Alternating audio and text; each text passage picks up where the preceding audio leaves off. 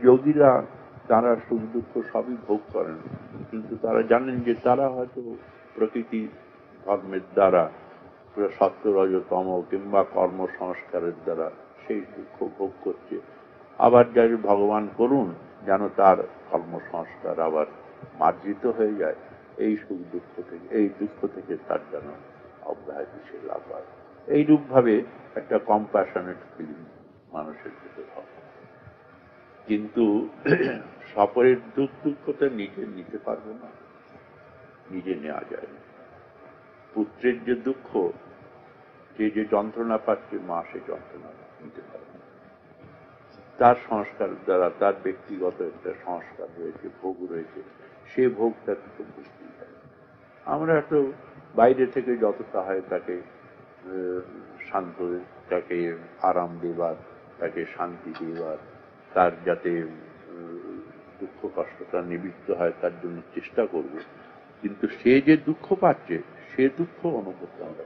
এই কথা বললেন যে কর্মভোগ সবাইকে করতে হয়, ভগবানের করতে হয়, কিন্তু তাহলে যখন আমরা আপনার কাছে ছুটে আসি, অসুখ করেছে, বিসুখ করে যে বিপদ করেছি, কর্মের ব্যাপারে মহারাজ আপনি ভালো করবেন কি, আপনাকে আমাদের বিপদ মুক্ত করুন, তখন তো আপনি কথা বলেন না যে তোমার কর্মের ফল তোমাকে মুক্তি হবে।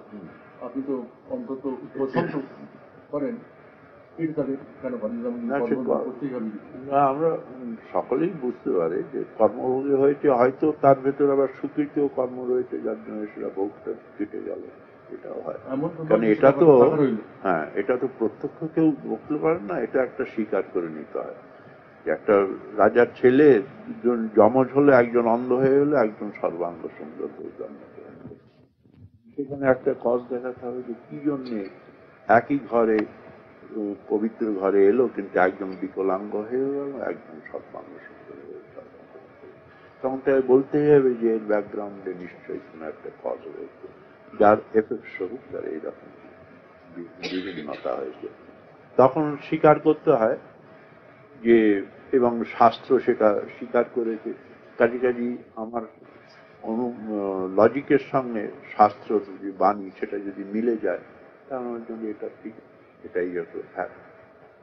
এই জন্যে আমরা তখন স্বীকার করতে বাধ্য হই যে এর পশ্চাতে নিশ্চয়ই কোনো এমন একটা কর্ম রয়েছে, কোনো একটা সংস্কার রয়েছে যার জন্যে থেকে বিকলাঙ্গ হয়ে জন্মগ্রহণ করলে ও সর্বাঙ্গ। আর গীতাতে তো বলেছেন যে তথা পুত্রম তথা ফল, যে আগে আমরা যা করেছি পরে তো আমাদের থেকে। বাইবেলেও তো বললেন as you sow so you reap. কিন্তু যদি গুরু কর্মীকে ইচ্ছা করেন, সেই কর্মভোগের হাত থেকে আমাদের কি বিস্তার নেই? হ্যাঁ, করতে পারেন। তাদের সেই রকম শক্তি হয়, নিশ্চয়ই তিনি করতে পারেন। কর্তুম অকর্তুম অন্যথা করতুম ঈশ্বরত্তম। ঈশ্বর সঙ্গে তার যদি সেই ঈশ্বর ঐশ্বরিক শক্তি তার ভেতর আসে, তাহলে সেই কর্তুমকে অকর্তুম করতে পারে, অকর্তুমকে কর্তুম করতে পারে। এই জন্য তিনি সমস্তই করতে পারেন।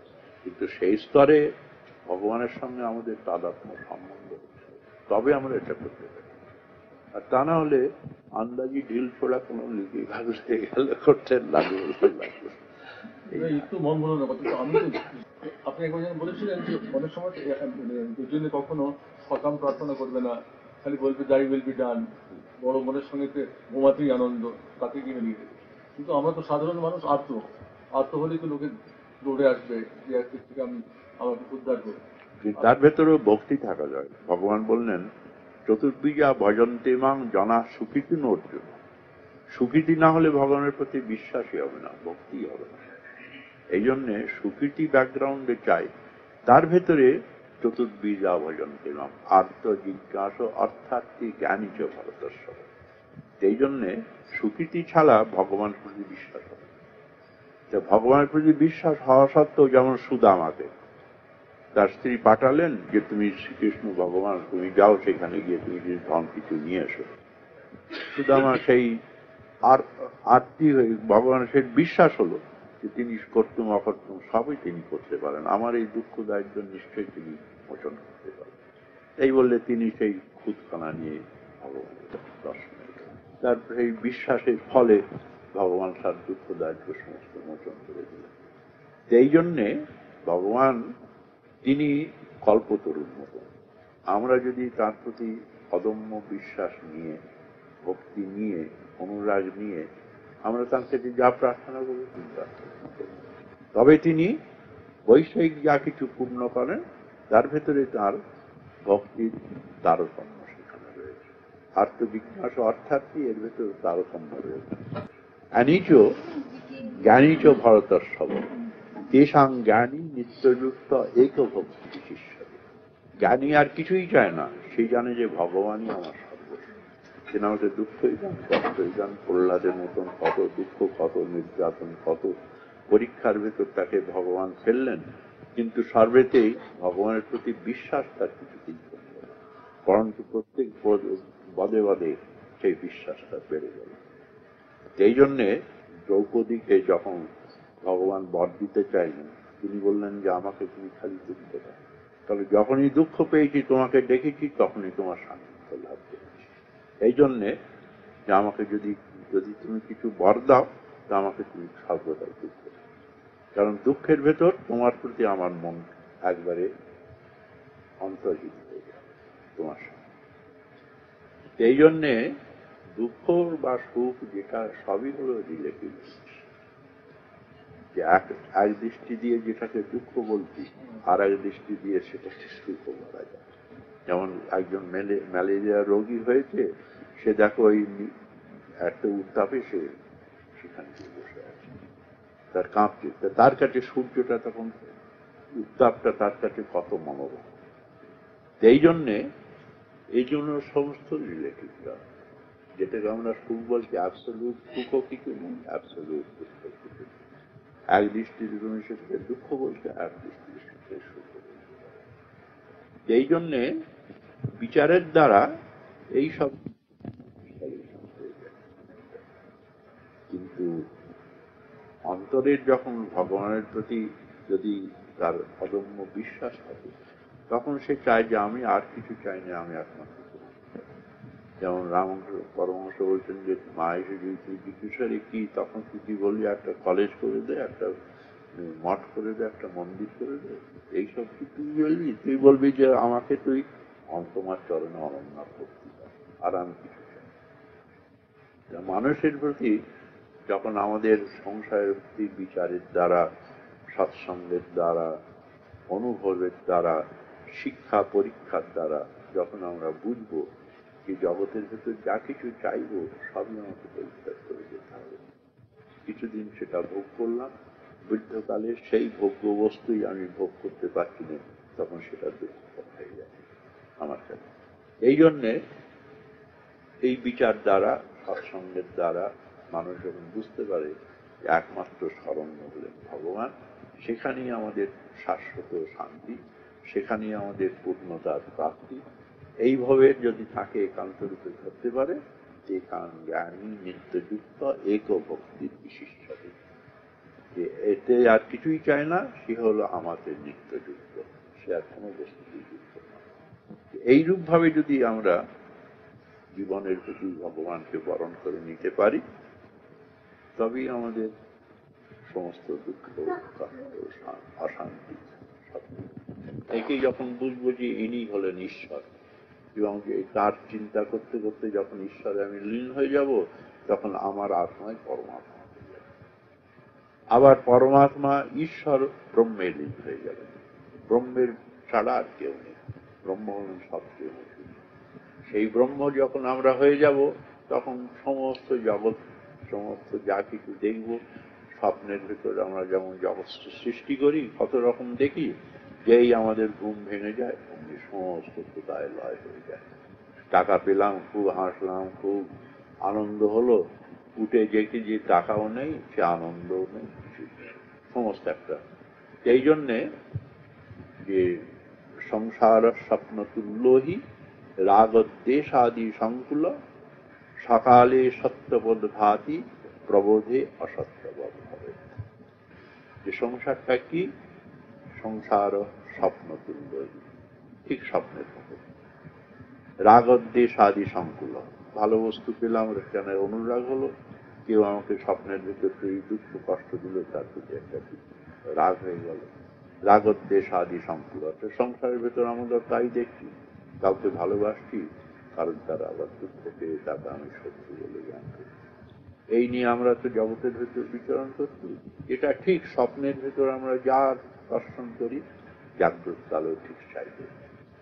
এই বললে সকালে সত্যবোধ হবে, যতক্ষণ আমরা শুয়ে আছি ততক্ষণ তো সত্য মনে হয়, প্রবোধে অসত্যবোধ হবে। আর যেই আমরা জেগে গেলাম সমস্ত অসত্য হয়ে গেল। তেমনি তারাও বললেন যে জগৎটা যে আমরা এত সত্য বলছি, এটা একটা ব্যবহারিক সত্য, পারমার্থিক সত্য নয়। ব্যবহারিক সত্য কিরকম, যা একটা জায়গায় একটা জিনিস পড়ে রয়েছে, রাং পড়ে রয়েছে, তুই মনে রয়েছে এটা একটা রূপো পড়ে রয়েছে। ঠিক রূপো দেখলে আমার যা কিছু ভান হয়, যা কিছু লোভ হয়, যা কিছু আনন্দ হয়, সেই রূপটা দেখে তখন যখন হাতে দিয়ে তুললাম তখন দেখলাম সেটা রাং। তো এই যে রাঙে যে আমি রূপটা দেখেছিলাম সেটা হলো ব্যবহারিক সত্য, ব্যবহারিক। আর সেটা যখন তুলে দেখলাম তখন দেখলাম সেটা সত্য না, রাং। এই রাংটা হলো পরমাত্মিক সত্য। বাস্তবিক হলো সত্য রাং, কিন্তু তাতে আমরা সাময়িকভাবে একটা ভ্রান্তিগ্রস্ত কিংবা মন্দ অন্ধকারের জন্যে, কিংবা আমার ভেতরে একটা রূপ প্রাপ্তির একটা প্রলোভন ছিল, এই সব কতগুলো সব পারমিটেশন কম্বিনেশন হয়ে রামকে আমি সত্য বলি।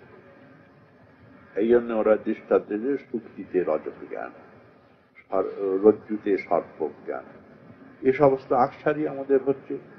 কিন্তু আমরা যখন আলো নিয়ে দেখলাম যে সেটা রজ্জু, সেটা সত্য, তখন রজ্জুর ভেতর আমি যে সত্যটা দেখেছিলাম সত্য, সেটা হলো ব্যবহারিক সত্য। সেটা যখন ভেদে গেল তখন দেখলাম রজ্জুটা হলো পারমার্থিক সত্য। তেমনি তারাও বলেছেন যে এই ব্রহ্ম, তিনি হলেন পারমার্থিক সত্য। সেই ব্রহ্মের ওপরই, সচ্চিত আনন্দের ওপরই সমস্ত জগৎটা ভাসছে। তাকে আশ্রয় করি সমস্ত জগৎটা। তাঁর সত্তা যদি না থাকতো আমার সত্তা থাকতো না। এই জন্যে আমার সত্তার তাঁর সত্তার উপর ডিপেন্ড, কিন্তু তিনি আমার সত্তার উপর ডিপেন্ড। এইটাই হলো তার মত, যে তার সত্তা নিয়ে আমার সত্তা। এইটা হলো আমার যে সত্তা আমি উপলব্ধি করছি, সেটা হলো কাঁচা আমি। যেমন পরমাংশ কাঁচা আমি আর পাকা আমি। কাঁচা আমি নিয়ে আমরা ব্যবহারিক জগতে সমস্ত ব্যবহার করছি, কিন্তু এর অন্তরালে পাকা আমি রয়েছেন, তিনি সমস্ত দেখছেন। এই যে উপনিষদে একজন দাস উপন্যাস সযুজি সখায়া সমান বৃক্ষ পরিশস্য জাতে একস্তয় সাধু অন্য অনন্য অভিচার। এক বৃক্ষের ভেতর দুটি পাখি রয়েছে, একটা পাখি সাধু ফল ভোগ করছে, আর একটা পাখি বাইরে থেকে খালি দেখছে। আমাদেরও ভেতর ভগবান তিনি দ্রষ্টা রূপে রয়েছেন, উপদ্রষ্টা অনুমন্তা চ ভক্তা ভোক্তা মহেশ্বর পরমাত্মেতি চাপুত্র দেহেস্মিন পুরুষত্বর। আমাদের এই দেহের ভেতরই তিনি ভর্তা ভোক্তা রূপেও রয়েছেন, পরমাত্মা রূপেও রয়েছেন, ব্রহ্মরূপেও রয়েছেন। যতক্ষণ পর্যন্ত ব্রহ্মরূপে তাকে আমরা বুঝতে না পারবো, ততক্ষণ থেকে ব্যবহারিক জগতে সুখ দুঃখ হাসি কান্না জন্ম মৃত্যু কত রকম বিচিত্রতাপূর্ণ জীবনের তরঙ্গ, এই তরঙ্গ আমাদের ভেসে যেতে হবে। কিন্তু যেতে যেতে যদি আমরা সমুদ্রে গিয়ে বিলীন হয়, তখন আর তরঙ্গ থাকবে না, নাম রূপ কিছুই থাকবে না, তখন সমুদ্রই সমুদ্র হয়ে যাবে। তা আমাদের এতে বলছেন যে জীব শিব মাত্র, জীব আর জীবালোহ। এই জন্যে ওই রজনীকান্তের জানার জন্য যে আমার এই ব্রহ্ম যেই শেষ হয়ে যাবে, আমি ব্রহ্ম দিয়ে লীন হয়ে যাবে। এই জন্যে আমাদের যতক্ষণ পর্যন্ত সেই ব্রহ্মসত্তায় না যেতে পারছি, সমুদ্রে মিলন না হচ্ছে, ততক্ষণ পর্যন্ত এটা যমুনা, এটা গঙ্গা, এটা সরস্বতী, এটা গোদাবরী, এই কত রকম আমরা নাম দিই। কিন্তু যেই সমুদ্রে পড়ে গেল তখন আর এই নাম কিছু থাকে। এই জন্যে রুচি নাম বৈচিত্রা ঋজু ঋজু নানা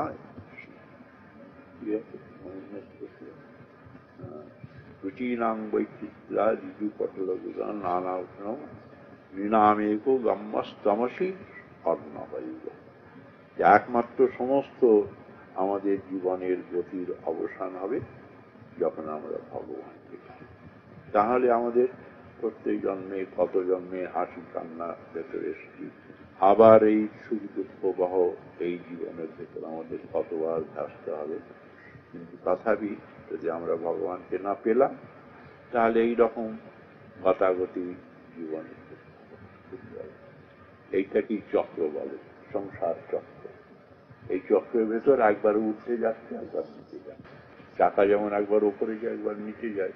একবার হয়তো সুচি নাম শ্রীমতাং গেহে গেলাম, আবার সেখানে কর্মদোষে হয়তো একবারে নিজ জমিতে এসে এই যে আমাদের জীবনের অনাদিকাল থেকে এই জীবনের গতি এর পারাবারের অবসান যদি আমরা আমাদের বাস্তব জীবনের যিনি ব্রহ্মরূপে রয়েছেন, পরমার্থ সত্তা রূপে রয়েছেন, তার ভেতরে এই ব্যবহারিক আর প্রাতিভাসিক সত্তা যদি মিলিয়ে দিতে পারি, সেখানে আমাদের